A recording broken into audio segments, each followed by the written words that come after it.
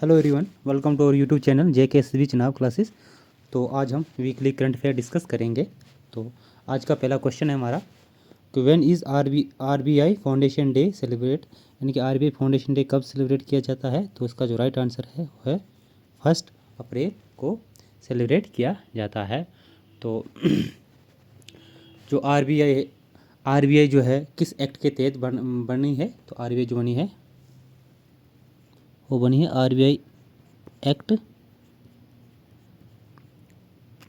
1934 के तहत। RBI जो रिजर्व बैंक ऑफ इंडिया इस एक्ट के तहत बना है। तो ये मतलब एक्ट पास हुआ था 1934 में ये एक्ट पास हुआ था। और ये ऑपरेशन में ये कब आया है। तो ये ऑपरेशन में आया है ऑन अप्रैल 1 1935 में ये ऑपरेशन में आया है। तो इसीलिए 1 अप्रैल को RBI फाउंडेशन डे के नाम से मनाया जाता है। तो जो RBI है ये नेशनलाइज कब हुआ। RBI जो बैंक है ये नेशनलाइज कब हुआ। तो ये हुआ है नेशनलाइज्ड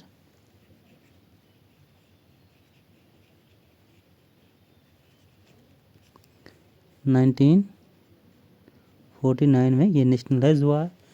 तो अगर देखा जाए जब RBI जो रिजर्व बैंक ऑफ इंडिया जो है ये बना था तो तब इसका हेडक्वार्टर कहाँ था। तो इसका हेडक्वार्टर कोलकाता में था। और 1937 में इसका जो हेडक्वार्टर है वो कोलकाता से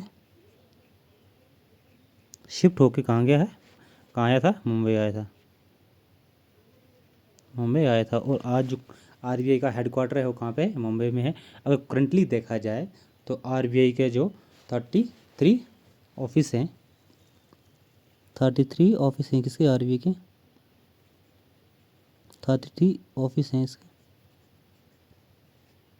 जो अगर देखा जाए जो आज करंटली जो शक्तिकांत दास जो है वो RBI का गवर्नर है। शक्तिकांत दास करंटली RBI का गवर्नर है, RBI का गवर्नर है। तो नेक्स्ट देखते हैं। नेक्स्ट है हमारा क्वेश्चन नंबर 2।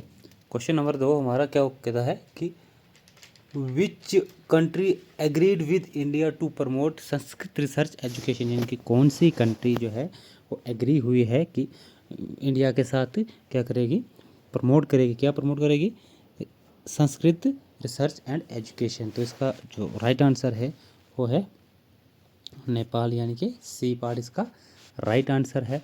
जो हाल ही में कॉन्फ्रेंस हुई थी, जो कॉन्फ्रेंस हुई थी यानी कि India Nepal India international Sanskrit conference कहाँ पे हुई थी। तो वो हुई थी काठमांडू में हुई थी। कौन सी कॉन्फ्रेंस, नेपाल इंडिया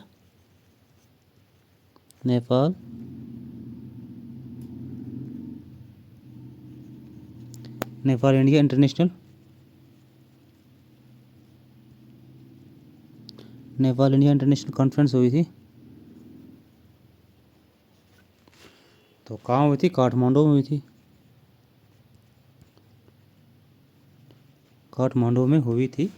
तो इस कॉन्फ्रेंस का मतलब मेन मकसद क्या था। तो इसका जो मेन ऑब्जेक्टिव जो था वो था कि जो नेपाल और इंडिया का रिलेशन जो है इसको मतलब मजबूत करना, इसका जो कल्चर हेरिटेज जो है इसको प्रिजर्व करना, इस कॉन्फ्रेंस का मेन मकसद ही था।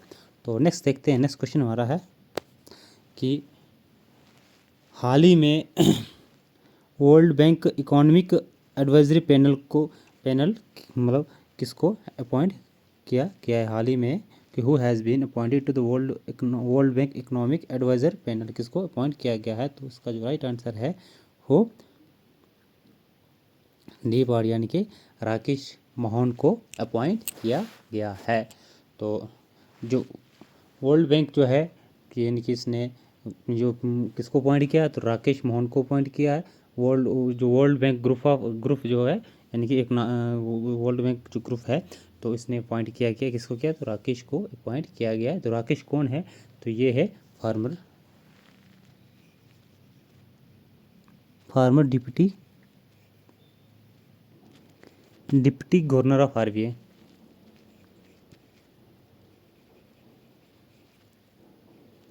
ये आरबीआई का डिप्टी गवर्नर भी रह चुका है। तो अगर इसका करंटली अगर देखा जाए तो ये क्या था, जो राकेश मोहन था ये एक मेंबर था इकोनॉमिक एडवाइजरी काउंसिल जो होती है किसकी, पीएम की, तो इसका करंटली मेंबर भी है।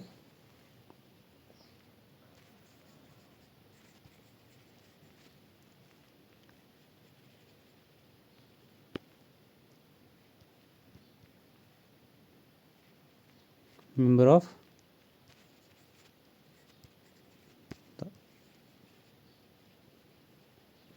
इकोनॉमिक एडवाइजरी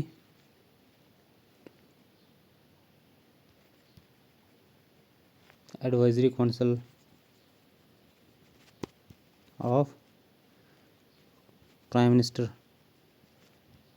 तो इसका भी ये मेंबर था। तो नेक्स्ट देखते हैं, नेक्स्ट क्वेश्चन हमारा है कि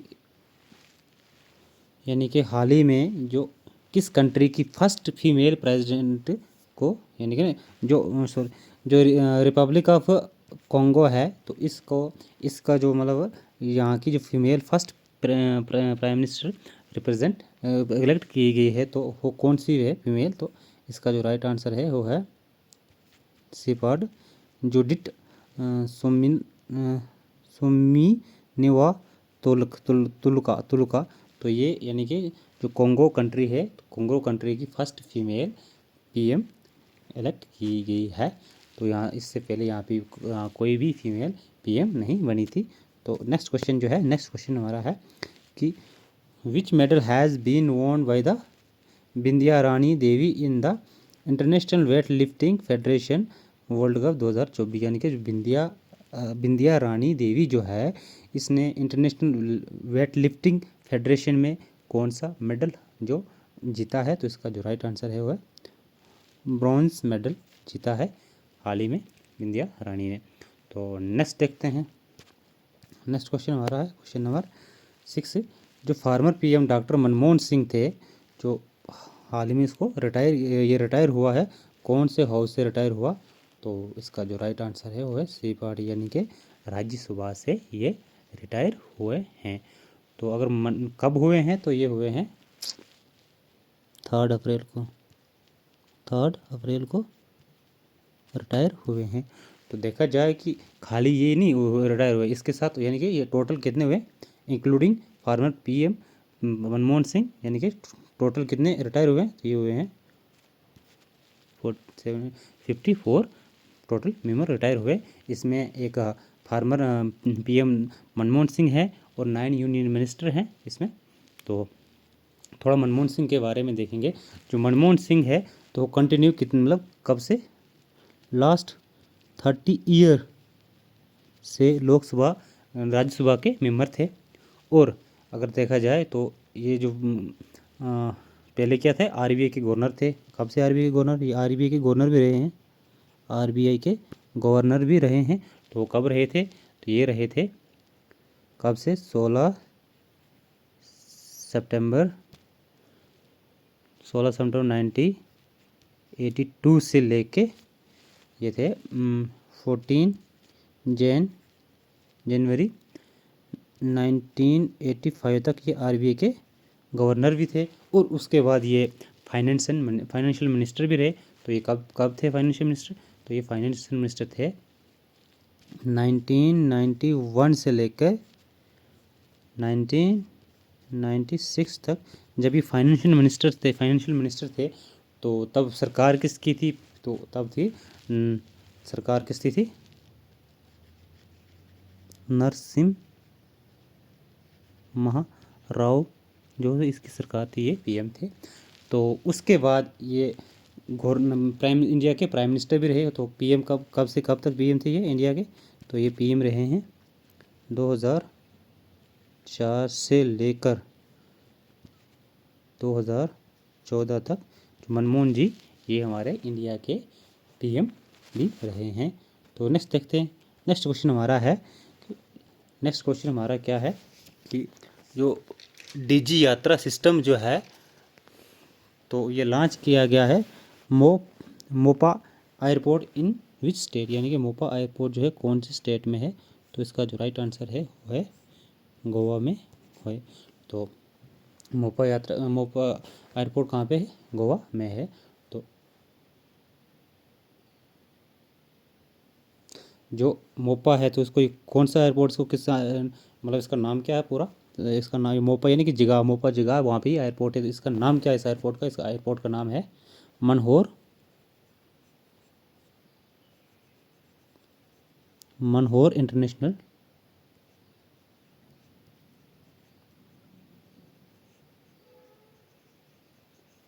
मनहोर international airport, international airport in Mopa, इन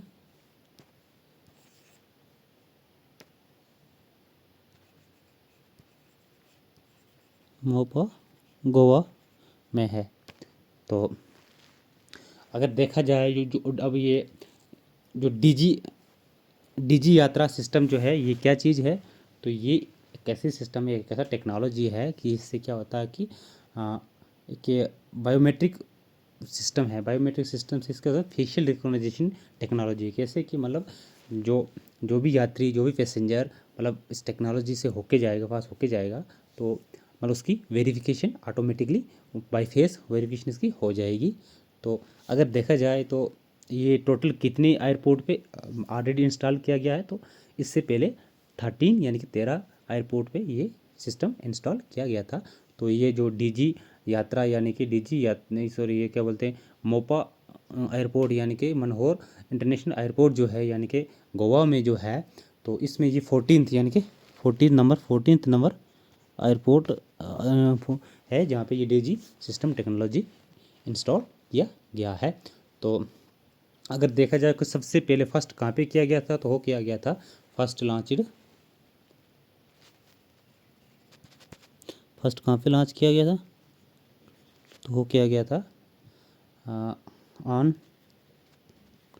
दिसंबर 2022 में। कहाँ पे किया गया था? तो 3 एयरपोर्ट पे किया गया था। वो किया गया था दिल्ली एयरपोर्ट पे भी किया गया था। उसके बाद वाराणसी पे, पहले दिल्ली फिर वाराणसी पे किया गया था, वाराणसी। उसके बाद कहाँ पे किया गया था? तो फिर एंड बंगलुरु एयरपोर्ट पे और ये डीजी सिस्टम लॉन्च किया गया था। तो नेक्स्ट क्वेश्चन हमारा है कि my CGHS iOS app has been launched by which ministry? ये जो ऐप है किस मिनिस्ट्री ने इसको लॉन्च किया है? तो इसका राइट आंसर है सी पार्ट यानी कि यूनियन हेल्थ मिनिस्ट्री ने इसको लॉन्च किया है। तो सबसे पहले हम CGHS की फुल फॉर्म देखेंगे। तो इसकी फुल फॉर्म जो है वो है सेंट्रल गवर्नमेंट हेल्थ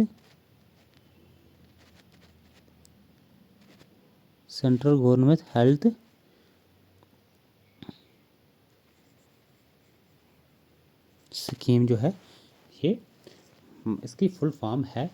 तो iOS क्या होता है? ये कि एंड्रॉयड सिस्टम, ये एक एंड्रॉयड, ये iOS होता है कि ये ऑपरेटिंग सिस्टम होता है, मोबाइल का ऑपरेटिंग सिस्टम होता है।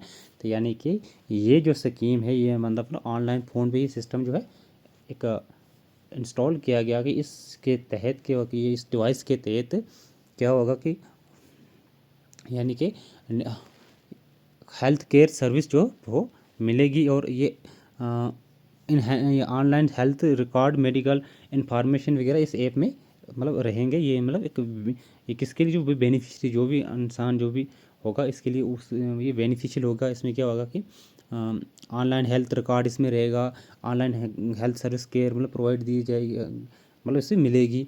तो ये कब स्टार्ट किया? तो ये क्या है 3 अप्रैल 2024 में इसको लॉन्च किया गया है। तो जो iOS है ये एक मोबाइल ऑपरेटिंग सिस्टम है, यानी कि मोबाइल ऑपरेटिंग सिस्टम में ये सिस्टम ये इंस्टॉल किया जाएगा और ऑनलाइन बंदा एक मेडिकल रिकॉर्ड रख सकता है, मेडिकल इन्फॉर्मेशन ऑनलाइन मिल सकती है, मेडिकल ऑनलाइन केयर हेल्थ, जो ऑनलाइन केयर हेल्थ जो सर्विस वो मिल सकती है। तो नेक्स्ट देखते हैं। नेक्स्ट क्वेश्चन हमारा है कि who has been awarded the international culture award, यानी कि इंटरनेशनल कल्चर अवार्ड से किसको सम्मानित किया गया है? तो इसका जो राइट आंसर है डी पार्ट है, मीना चरंदा को सम्मानित किया गया है। तो ये किस फील्ड में किया है, इन्होंने ऐसा क्या किया था उनको इस अवार्ड से सम्मानित किया गया है? तो इन्होंने क्या किया है? डूइंग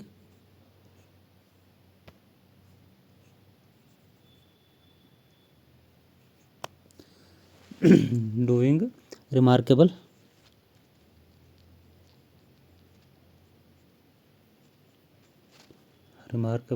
वर्क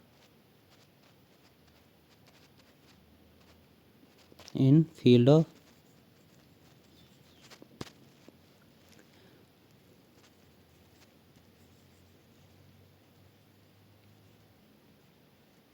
education and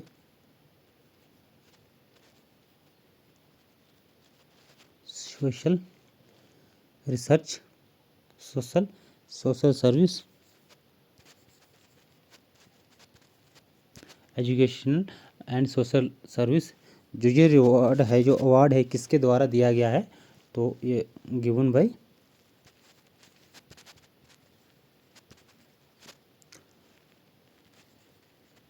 सोक्रेट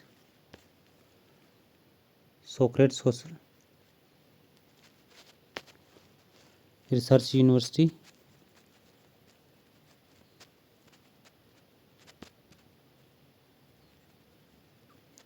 इसके द्वारा ये दिया गया था। ये यूनिवर्सिटी कहाँ पे? ये दिल्ली में है।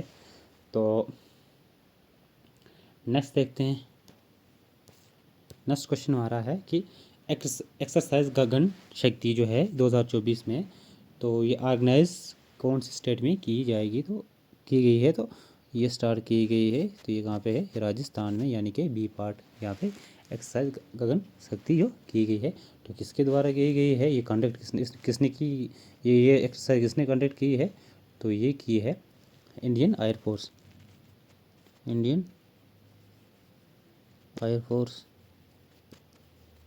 के द्वारा की गई है। तो कब से की गई है? तो ये है फ्रॉम 1 अप्रैल। तो राजस्थान में कौन सी जगह में? ये पोखरण में। तो नेक्स्ट देखते हैं। नेक्स्ट क्वेश्चन हमारा है कि in which state has the 5200 year old Harappa settlement discover, यानी कि इनमें से कौन सी स्टेट में 5200 साल पुरानी जो हड़प्पन सेटलमेंट को डिस्कवर किया गया है? तो इसका जो राइट आंसर है वो गुजरात है। यहाँ पे स्पेलिंग गलत है। कहाँ पे? गुजरात में ये डिस्कवर की गई है। तो किसके द्वारा डिस्कवर की गई है? तो ये डिस्कवर की गई है बाय यूनिवर्सिटी ऑफ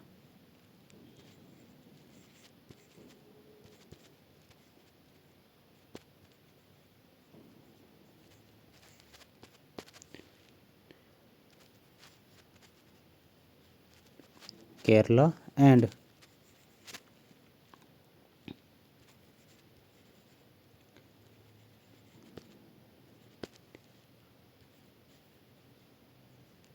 क्रांति गुरु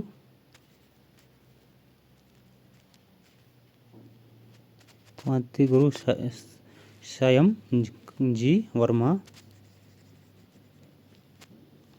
यूनिवर्सिटी। इन दो यूनिवर्सिटियों ने मिलके इस सेटलमेंट को डिस्कवर किया है। तो कहाँ पे किया है? तो गुजरात में। गुजरात कौन सी जगह? रण ऑफ कच्छ में।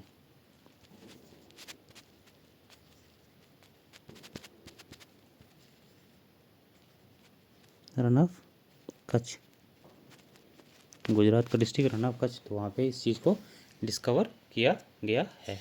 तो नेक्स्ट देखते हैं। नेक्स्ट क्वेश्चन हमारा है कि where has the president Droupadi Murmu launched CAR-T cell therapy, यानी कि कार्टी सेल थेरेपी जो है, कार्टी थेरेपी होती है ट्रीटमेंट, तो ये कहाँ पे ये लॉन्च किया गया है? तो इसका जो राइट आंसर है वो है महाराष्ट्र, यानी कि महाराष्ट्र मुंबई में, महाराष्ट्र मुंबई में इसको लॉन्च किया गया है। तो Mumbai therapy to the national, एक मुंबई कहाँ पे? तो आईआईटी मुंबई, आईआईटी मुंबई जो है वहाँ पे लॉन्च किया गया है। तो देखा जाए जो ये दिस थेरेपी जो किस लिए यूज़ की जाएगी, ये दिस थेरेपी इज़ यूज्ड, ये जो थेरेपी है यानी कि जो थेरेपी में जो ट्रीटमेंट है, ये किस लिए यूज़ किया जाएगा? This therapy used in used to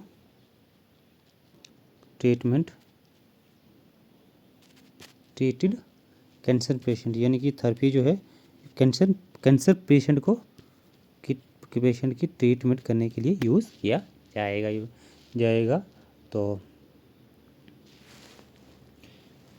next देखते हैं, नेक्स्ट क्वेश्चन हमारा है कि which country has refuse to host the Commonwealth game, यानी कि कौन सी कंट्री है जिसने ये रिफ्यूज़ किया कि वो कॉमनवेल्थ गेम जो है होस्ट नहीं करेगा? कौन सी? जो 2026 में कॉमनवेल्थ गेम जो होनी है, तो ये होस्ट नहीं करेगा। तो इसका जो राइट आंसर है वो है सिंगापुर, यानी कि सिंगापुर जो है इसने रिफ्यूज़ कर दिया कि मैं 2026 की कॉमनवेल्थ गेम को होस्ट नहीं कर पाऊँगा, क्योंकि मनी शॉर्टेज की वजह से इसने रिफ्यूज़ कर दिया। तो जो कॉमनवेल्थ गेम है, तो अगर देखा जाए तो 2026 वाली कहाँ होनी थी? तो वो होनी थी सिंगापुर में, और 2022 में हुई थी, यानी कि हर 4 साल के बाद ये कॉमनवेल्थ गेम जो होती ये ऑर्गेनाइज या कंडक्ट की जाती है। तो 2022 में कहाँ पे हुई थी? वो हुई थी 2022 वाली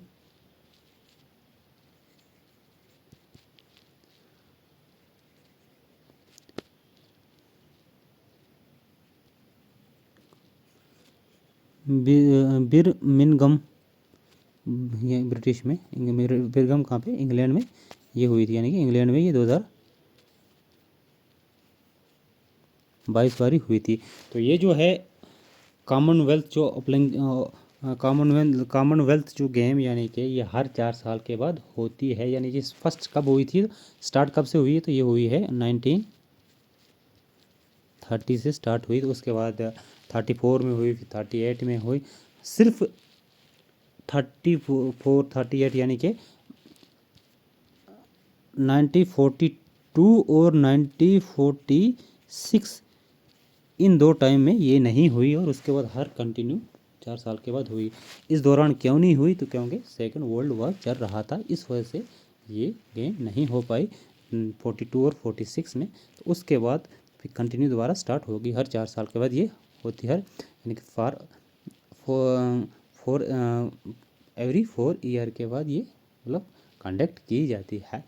तो नेक्स्ट क्वेश्चन देखेंगे, तो नेक्स्ट क्वेश्चन हमारा है recently how many site included UNESCO global geo park network, जो ग्लोबल जियो पार्क नेटवर्क है, इसमें हाल ही में कितनी जो है यानी कि साइट जो इंक्लूड की गई है? तो इसका 18, यानी कि ये पार्ट इसका राइट आंसर है।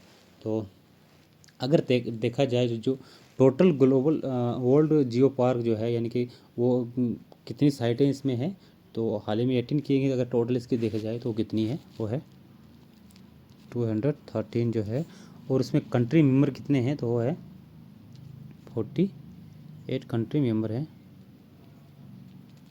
तो अगर यूनेस्को के बारे में हम देखेंगे, अबाउट यूनेस्को,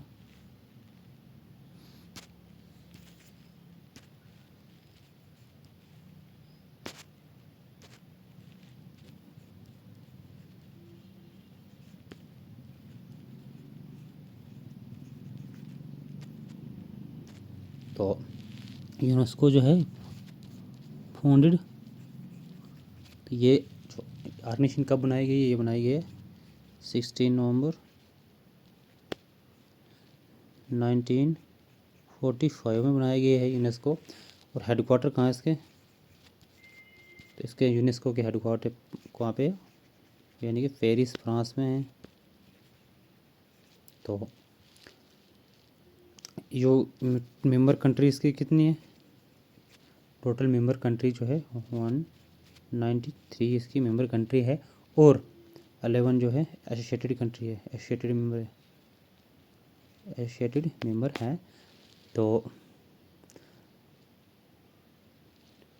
अगर करंट इसका डीजी देखा जाएगा, डायरेक्टर जनरल इसका कौन है, डीजी जो है डायरेक्टर जनरल इसका कौन है, वो है एंड्रे ओजुला इसका करंट डायरेक्टर जनरल है।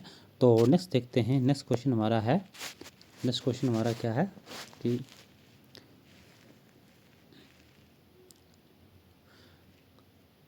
कटचू एक आइलैंड है। तो कटचू आइलैंड है बिटवीन इंडिया और कौन सी दूसरी कंट्री के बीच में है, तो इसका जो राइट आंसर है वो है इंडिया और श्रीलंका। तो ये अभी न्यूज़ में क्यों है, तो ये न्यूज़ में इसलिए है कि जो मतलब बीजेपी सरकार ने कांग्रेस सरकार को अटैक किया, यानी कि उनको बोला कि ये जो आइलैंड था तो ये इंडिया का था, तो आपने इसको श्रीलंका को दे दिया। तो कब दिया था, ये कांग्रेस सरकार ने श्रीलंका को जो कटचू थीवू आइलैंड था, तो ये कब दिया था, तो ये दिया था 1947, यानी कि तब कांग्रेस गवर्नमेंट थी, उन्होंने इस आइलैंड को श्रीलंका को दे दिया था 1947 में। और ये जो आइलैंड है इट इज़ एन अनइनहेबिटेड यानी कि यहाँ पे कोई लोग नहीं रहते हैं। तो नेक्स्ट देखते हैं, नेक्स्ट क्वेश्चन हमारा क्या है कि who has introduce the one vehicle one FASTag, यानी कि किसने ये इंट्रोड्यूस किया है कि one vehicle one FASTag criteria recently. तो इसका जो राइट आंसर है वो है national highway authority of India ने किया। कब किया, 1 अप्रैल से ये इम्प्लीमेंट हुआ, 1 अप्रैल से ये सिस्टम इम्प्लीमेंट हुआ। तो इसका मतलब क्या है, इसका मतलब ये है कि वन व्हीकल वन फास्टैग, यानी कि एक गाड़ी एक फास्टैग। पहले क्या होता था, कभी कभी ऐसा भी होता था कि लोग क्या करते थे, एक फास्टैग को मल्टी व्हीकल्स में यूज़ किया करते थे, या फिर मल्टी फास्टैग वन व्हीकल में यूज़ करते थे। तो ये जो national highway authority of India है, इसने ये क्या किया कि ये अब क्या कि ये क्राइटेरिया मतलब एक ऐसा इनिशिएटिव चलाया कि भाई वन व्हीकल वन फास्टैग होगा, यानी कि एक गाड़ी एक ही फास्टैग, हर एक गाड़ी को अपना अपना एक फास्टैग सिस्टम होगा। तो ये कब से किया है, तो ये इम्प्लीमेंट किया है 1 अप्रैल से। तो अब थोड़ा NHAI के बारे में देखते हैं, नेशनल अथॉरिटी ऑफ इंडिया के बारे में हम थोड़ा देखते हैं। जो नेशनल अथॉरिटी ऑफ इंडिया है तो वो किस एक्ट के तहत बनी गई है, तो ये बनी है national authority of India act 1988। तो ये एक्ट पास हुआ था, इस एक्ट के तहत नेशनल अथॉरिटी ऑफ इंडिया बनी है। तो ये ऑपरेशन में कब आई है, ये जो ऑपरेशन में कब आई नेशनल अथॉरिटी ऑफ इंडिया, तो ये आई है ऑपरेशन में, it come into operation on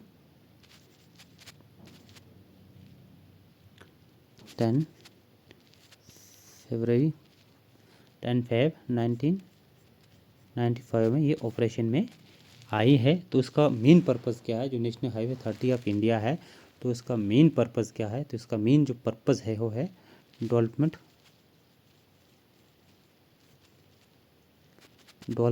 and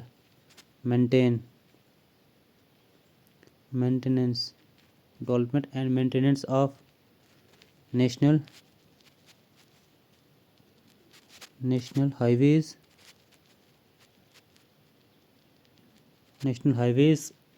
and expressways, यानी कि इसका ये मेन पर्पज़ है, इसका ये काम है। जो नेशनल हाईवेज़ हैं, एक्सप्रेसवेज हैं, इनको मेंटेन करना, इनको डेवलप करना, बनाना, मेंटेन करना, ये इसका काम है। तो नेक्स्ट देखेंगे कि नेक्स्ट क्वेश्चन हमारा क्या है, क्वेश्चन नंबर 17 कि which month is observe every year as a multi myeloma myeloma awareness month, यानी कि इन नीचे दिए गए मंथों में कौन सा ऐसा मंथ है जो मल्टी माइलोमा अवेयरनेस का मंथ के नाम से ऑब्जर्व किया गया है, तो उसका जो है मार्च है। अब मल्टी माइलोमा क्या चीज़ है, तो ये है a type of blood cancer. It is a one kind of, it is type of blood cancer, blood cancer. इसकी अवेयरनेस के लिए मार्च मंथ को ऑब्जर्व किया गया है। तो नेक्स्ट क्वेश्चन देखते हैं। नेक्स्ट क्वेश्चन हमारा क्या है कि who has become the president of FICCI women's association. तो इसका जो राइट आंसर है वो है डी पार्ट, यानी कि जय श्री दास वर्मा को इसको यानी कि इसका प्रेसिडेंट नियुक्त किया गया है। तो अब इसकी फुल फॉर्म देखेंगे। जो इसकी फुल फॉर्म है तो वो है federation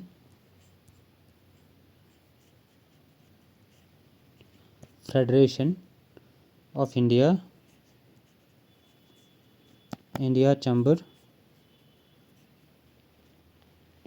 federation of India chamber of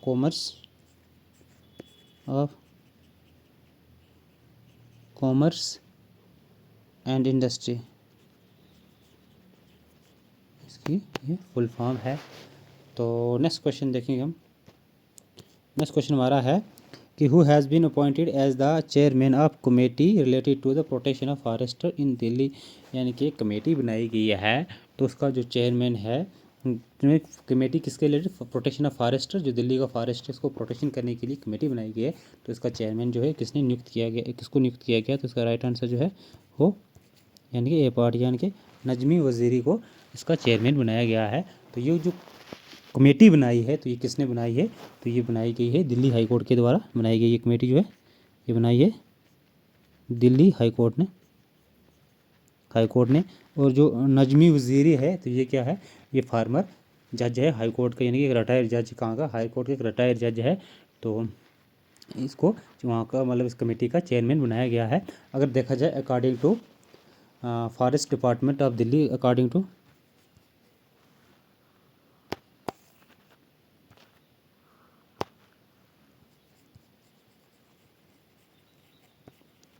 forest department Delhi, इसके मुताबिक देखा जाए तो जो टोटल रिकॉर्डेड फॉरेस्ट दिल्ली का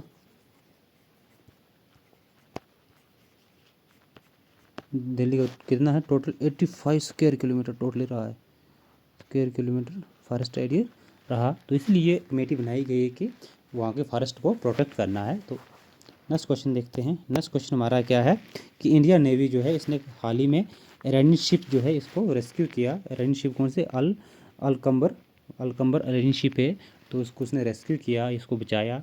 तो कौन से ऑपरेशन के तहत बचाया, तो इसका जो राइट आंसर है ऑपरेशन सी, यानी कि ऑपरेशन संकल्प के तहत इस शिप को, जो अलकंबर शिप है, तो इसको रेस्क्यू किया। तो किससे किया, तो इसको बनाया ये इससे किया कुछ पेरेट्स थे, पैरेट थे, पैरेट्स क्या होते हैं, लुटेरे थे। तो उन्होंने जो ईरानियन अलकंबर शिप थी, यानी कि फिशिंग शिप थी ये, इसको उन्होंने लूट लिया था। तो इंडिया की जो नेवी है, तो उन्होंने इसको बचाया। तो इंडिया जो की नेवी में, यानी कि कौन इंडिया की जो जहाज़ था, तो कौन सा जहाज़ था, तो होता था INS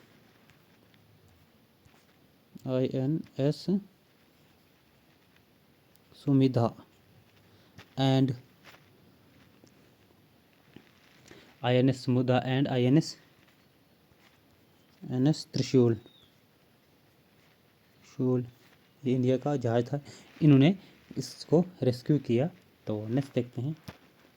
नेक्स्ट क्वेश्चन है हमारा कि AI super computer Stargate will be developed by. ये AI सुपर कंप्यूटर एक स्टारगेट जिसका नाम है, तो उसको किसने डेवलप किया है, तो इसका जो राइट आंसर है वो है माइक्रोसॉफ्ट और ओपन AI ने इसको डेवलप किया है, यानी कि both the part A and B इसको डेवलप किया, जो माइक्रोसॉफ्ट एक कंपनी है।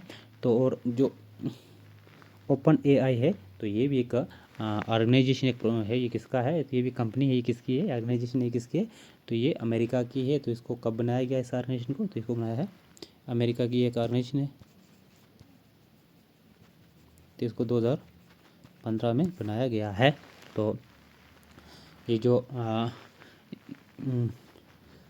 क्या बोलते हैं जो स्टारगेट कंप्यूटर है, तो ये क्या है, एक कैसा मतलब एक आर्टिफिशियल इंटेलिजेंस सुपर कंप्यूटर है। तो इसको इसका नाम एक इन दो कंपनियों ने एक आर्टिफिशियल इंटेलिजेंस सुपर कंप्यूटर बनाया है, जिसका नाम क्या है, स्टारगेट है।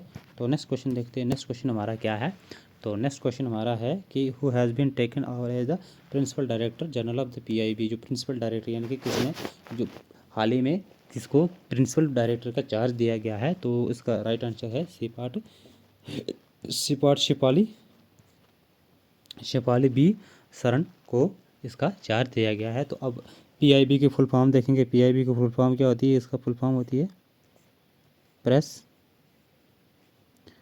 Information bureau. इसकी फुल फॉर्म होती है। और जो पीआईबी होती है, ये क्या होती है, एक nodal agency of government of India की है। ये क्या है, नोडल एजेंसी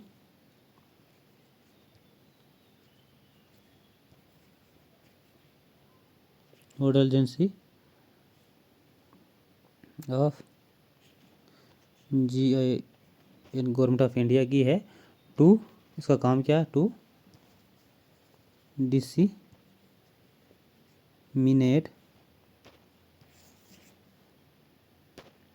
काम क्या है,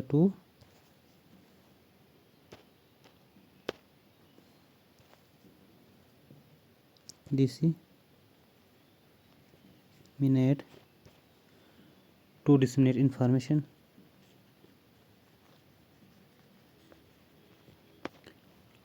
to the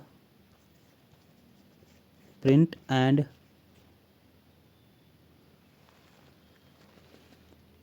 electronic media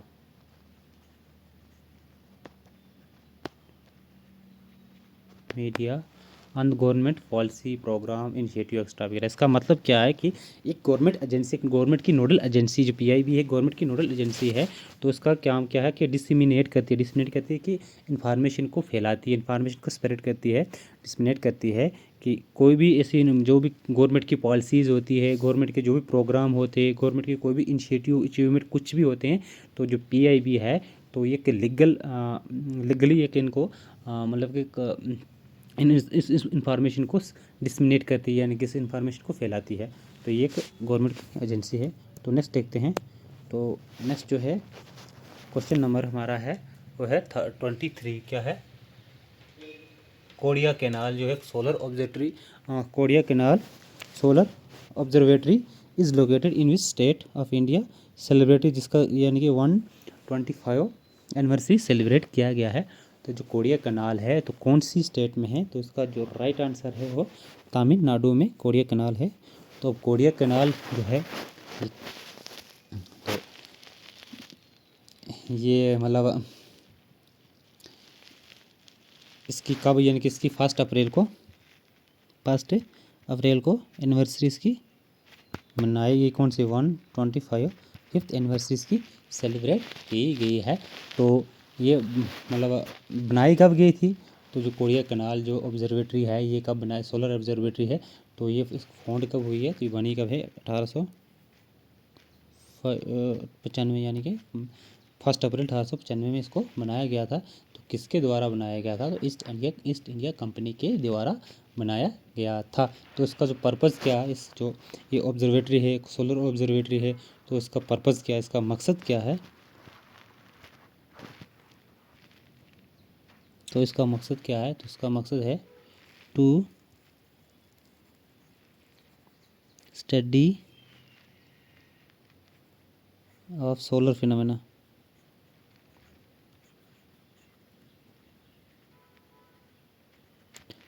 phenomena and contribute to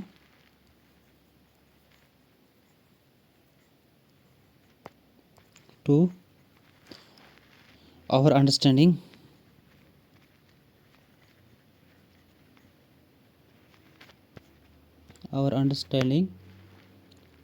of solar variability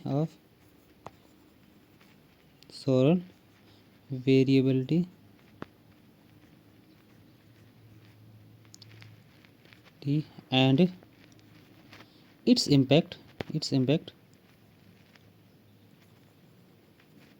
on earth climate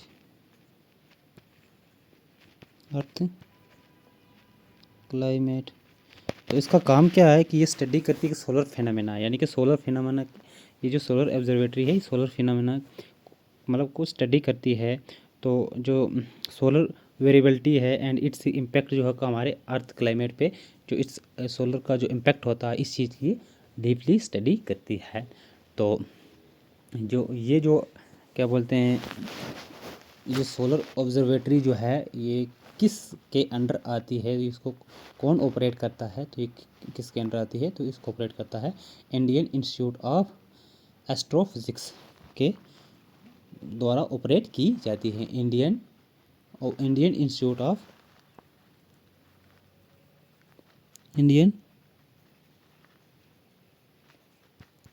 of astrophysics के द्वारा ये ऑपरेट की जाती है। तो नेक्स्ट क्वेश्चन देखते हैं नेक्स्ट क्वेश्चन हमारा क्या है। तो नेक्स्ट क्वेश्चन हमारा है कि when national maritime day celebrate, national maritime day जो है कब सेलिब्रेट किया जाता है, तो इसका जो राइट आंसर है वो है 5 अप्रैल को नेशनल मैरीटाइम डे सेलिब्रेट किया जाता है। तो नेक्स्ट क्वेश्चन हमारा है question number 25। Scientist of which country have scan the brain in the world most powerful scanner, यानी कि MIR स्कैनर, तो MIR नहीं, MRI स्कैनर। तो क्या है क्वेश्चन में कि दुनिया मतलब कौन सी कंट्री के साइंटिस्ट ने एक स्कैनर बनाया है जो मतलब दिमाग को स्कैन करता है बिल्कुल बारीकी तरीके से, छोटी जो बीमारी को बिल्कुल अच्छे से स्कैन करता है। तो वो कौन सी कंट्री है, तो है फ्रांस के साइंटिस्ट ने ये स्कैनर को बनाया है। तो नेक्स्ट क्वेश्चन हमारा है कि which country has set host the women's Asia world cup 2024, जो 2024 का वुमेंस जो एशिया वर्ल्ड कप है तो कौन सी कंट्री होस्ट करेगी, तो इसका जो राइट आंसर है वो श्रीलंका है। तो मेंस का भी इसने होस्ट किया था। तो नेक्स्ट देखते हैं, नेक्स्ट क्वेश्चन हमारा है where did the Indian navy conduct the operation to rescue the Pakistani nation from the Somalia pirates in March 2024, यानी कि मार्च 2024 में जो इंडियन नेवी थी उसने एक ऑपरेशन किया था, ऑपरेशन जिसमें पाकिस्तानी लोग थे उनको रेस्क्यू किया था, किससे, सोमालिया पैराइट्स, यानी कि सोमालिया के कुछ लुटेरे थे। तो कौन सी जगह पे किया था, तो उसका जो राइट आंसर है वो अरेबियन सी में ये ऑपरेशन किया गया था। तो नेक्स्ट क्वेश्चन है हमारा on which date the Vaikom Satyagraha complete century, यानी कि कौन सी डेट जो वाईकोम सत्याग्रह है इसने सेंचुरी जो पूरी की है, तो